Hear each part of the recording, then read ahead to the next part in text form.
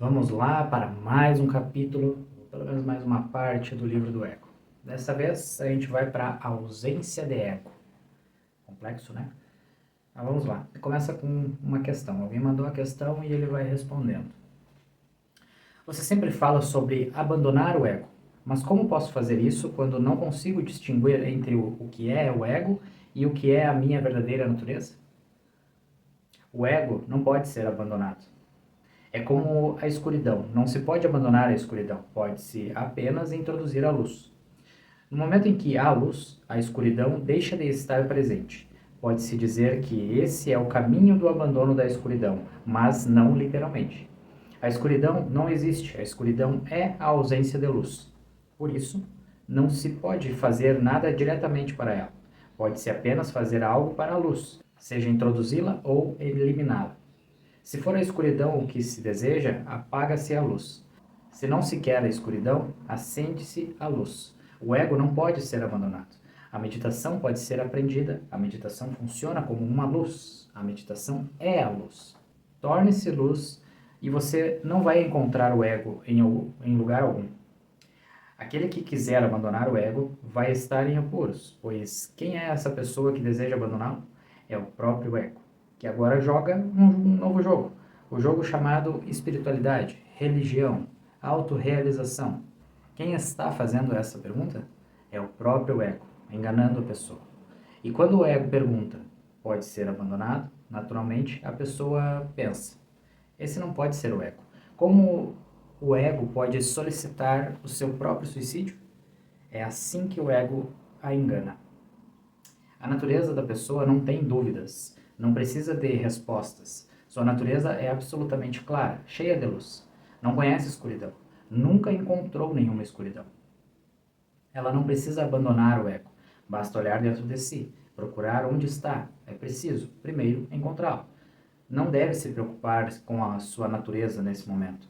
Basta olhar para dentro, procurar pelo ego e não vai encontrá-lo.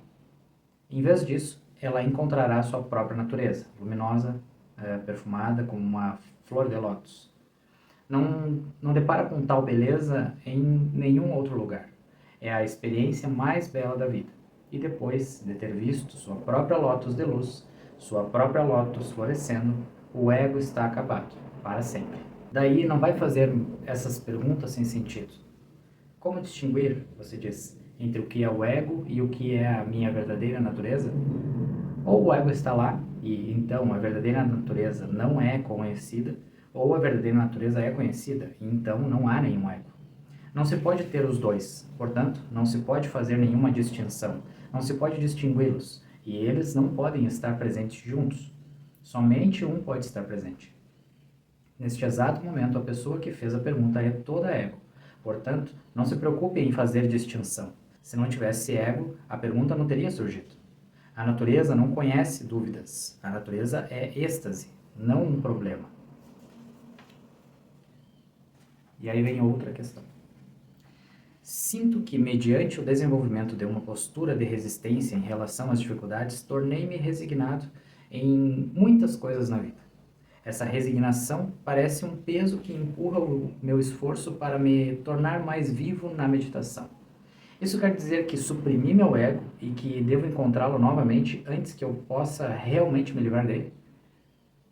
Um dos maiores problemas. Vai parecer muito paradoxal, mas isso é verdade. Antes que seja possível livrar-se do ego, é preciso alcançá-lo. Apenas uma fruta madura cai no chão. O amadurecimento é tudo. Um ego imaturo não pode ser jogado, não pode ser destruído. E se lutar com um ego imaturo para destruí-lo e dissolvê-lo, todo o esforço terá sido em vão. Em vez de destruí-lo, vai encontrá-lo mais fortalecido, sob novas formas sutis. Isso é algo básico a ser entendido. O ego deve chegar a um pico, deve ser forte, deve ter atingido uma integridade, e somente depois é possível dissolvê-lo. Um ego fraco não pode ser dissolvido, e isso se torna um problema. No Oriente, todas as religiões pregam a ausência de ego. Portanto, no Oriente, todo mundo é contra o ego desde o princípio. Devido a essa postura, o ego nunca se torna forte, nunca chega a um ponto de integração a partir do qual pode ser descartado. Nunca está maduro. Portanto, no Oriente, é muito difícil dissolver o ego, quase impossível. No Ocidente, toda a tradição ocidental de religião, psicologia, prega, convence as pessoas a terem egos fortes, porque se não tiverem um ego forte, como podem sobreviver?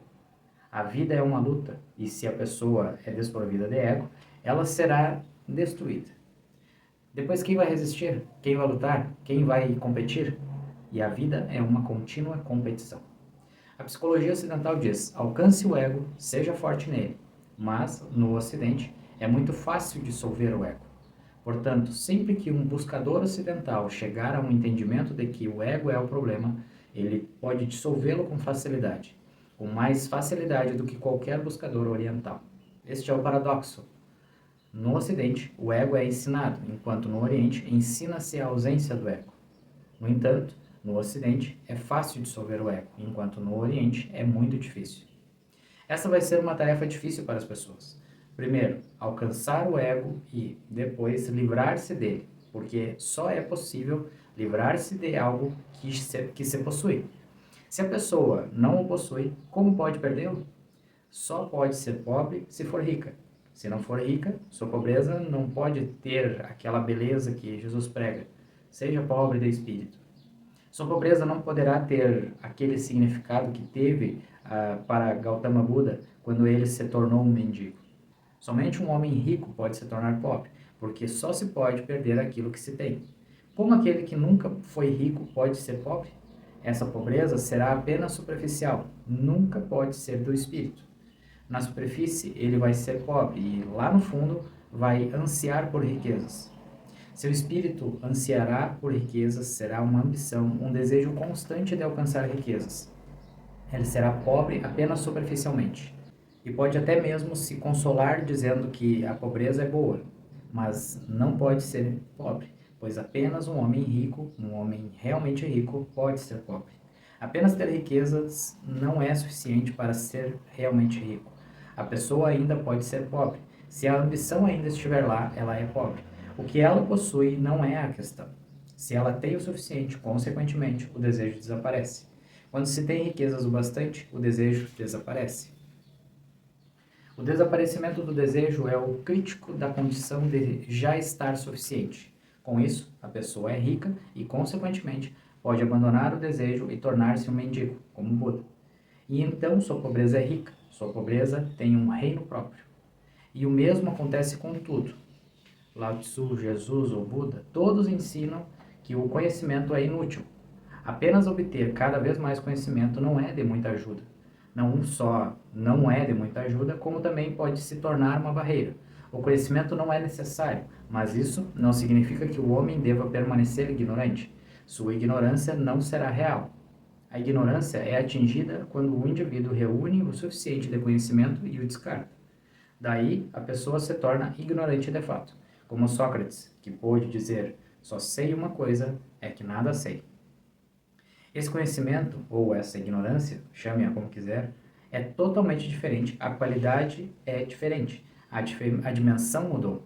Se a pessoa é simplesmente ignorante, por que nunca alcançou qualquer conhecimento? Sua ignorância não pode ser sábia, não pode ter sabedoria, ela é apenas ausente de conhecimento.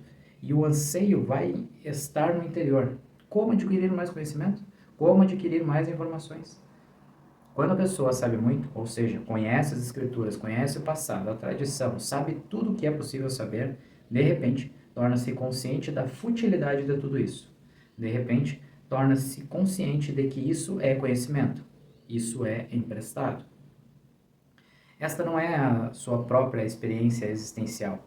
Isso não é o que ela veio a conhecer. Outros podem tê-la conhecido e a pessoa simplesmente coletou.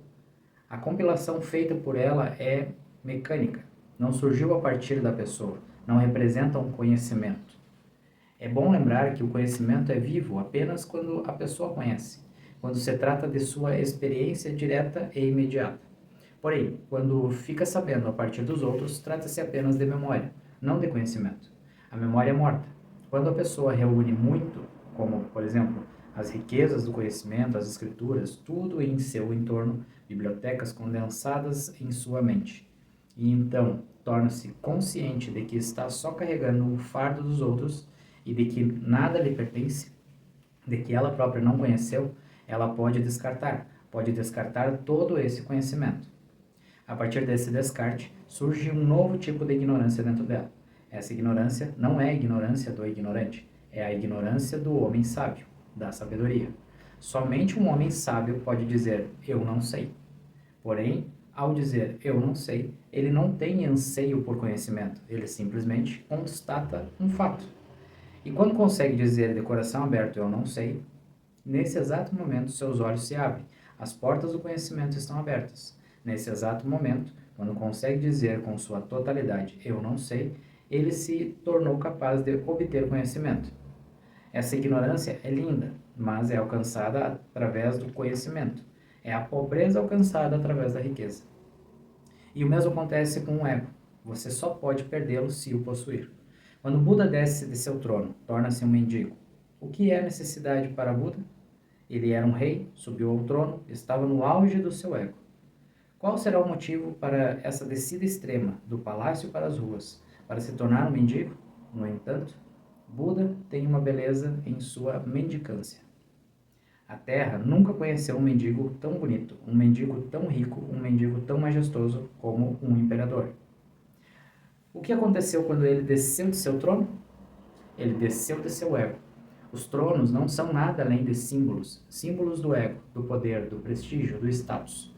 Ele desceu e depois ocorreu a ausência do ego.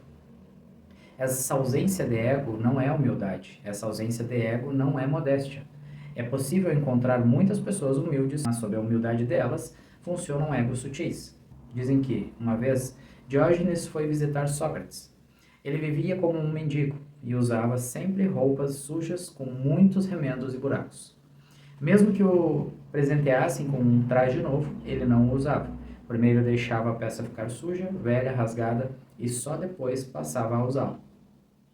Ao visitar Sócrates, ele começou a falar sobre a ausência de ego. Porém, os olhos penetrantes de Sócrates devem ter percebido que aquele homem não era um homem sem ego. O modo como falava sobre modéstia era muito egóico. Dizem que Sócrates lhe disse: Por meio de suas roupas sujas, pelos buracos de seus trajes, não posso ver nada além de ego. Você fala de modéstia, mas essa conversa vem de um centro profundo do ego.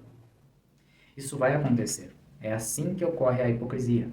A pessoa tem o ego, esconde-o através do oposto e, assim, torna-se humilde superficialmente.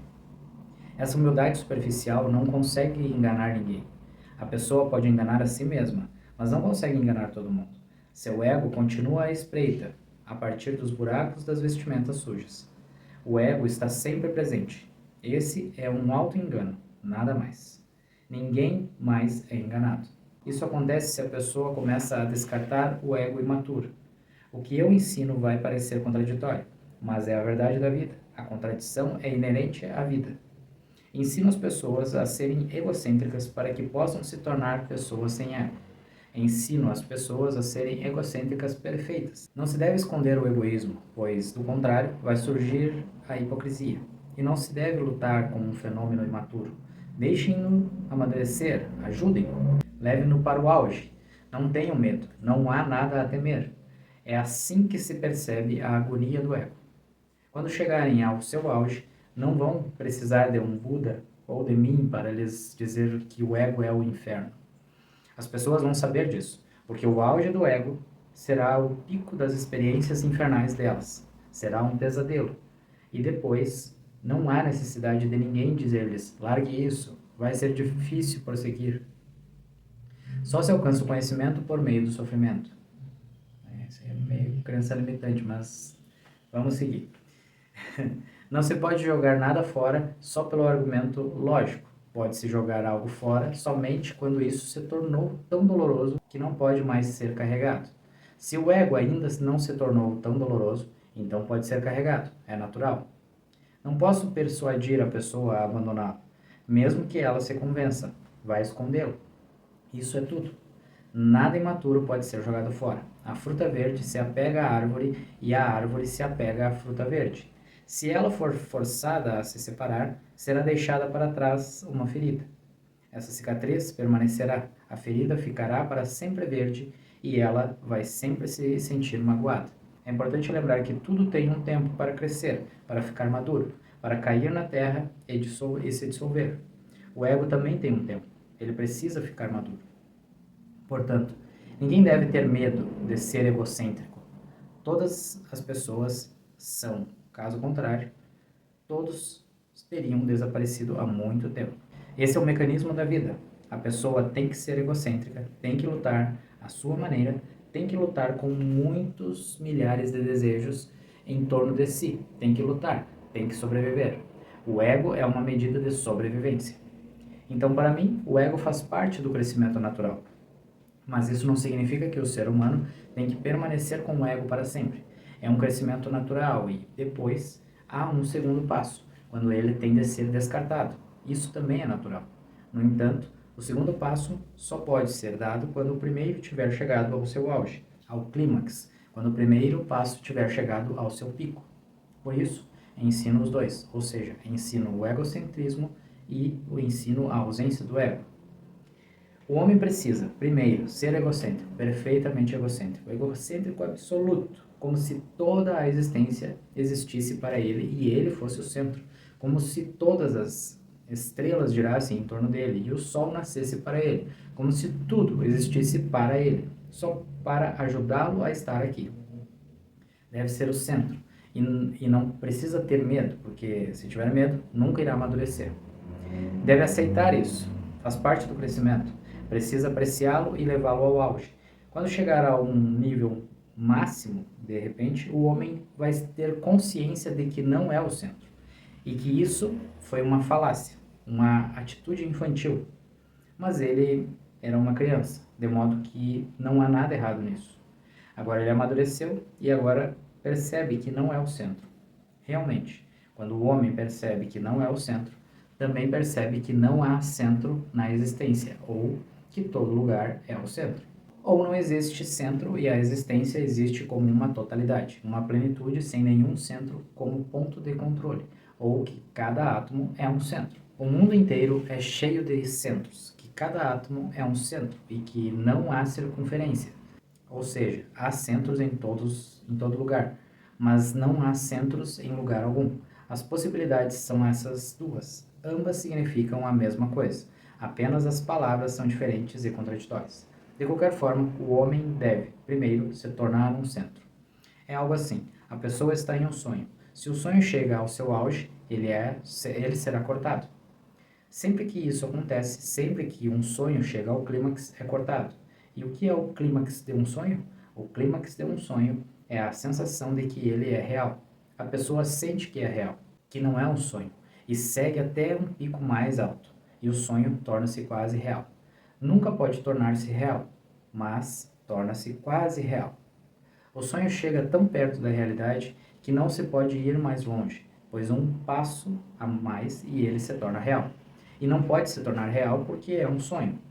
Quando chega muito perto da realidade, o sono é cortado, o sonho é despedaçado e a pessoa fica completamente desperta. O mesmo acontece com todos os tipos de falácia. O ego é o maior sonho. Ele tem sua beleza, sua agonia, ele tem seu êxtase, sua agonia. Ele tem seus céus e seus infernos, ambos estão presentes. Os sonhos, às vezes, são lindos e outras vezes são pesadelos, mas ambos são sonhos. Por isso, não digo às pessoas para saírem de seus sonhos antes que chegue o tempo. Não, nunca se deve fazer nada antes do tempo. É preciso deixar que as coisas cresçam, deixar que as coisas tenham seu próprio tempo, para que tudo aconteça naturalmente. O ego vai cair. Pode cair por conta própria também.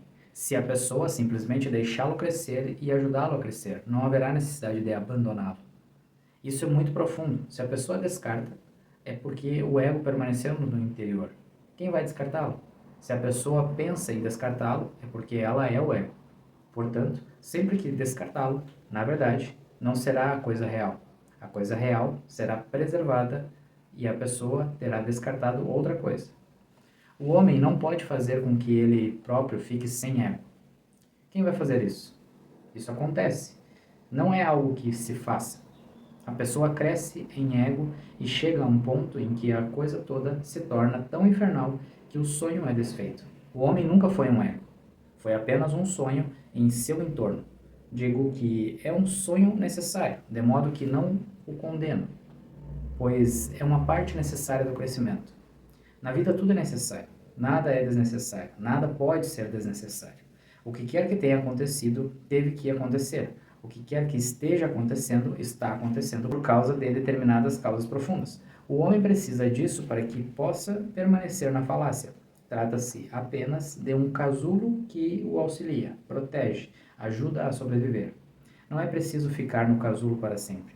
Quando estiver preparado, basta quebrar o casulo e sair. O ego é a casca do ovo que protege a pessoa.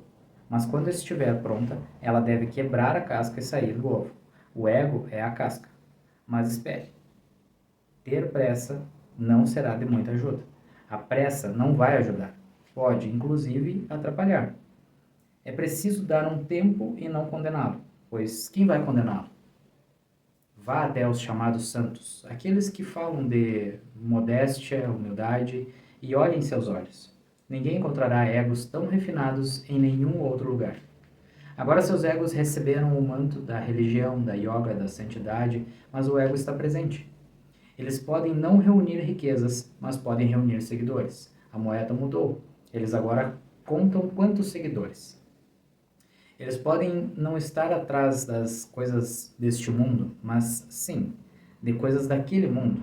No entanto, deste ou daquele, ambos são mundos.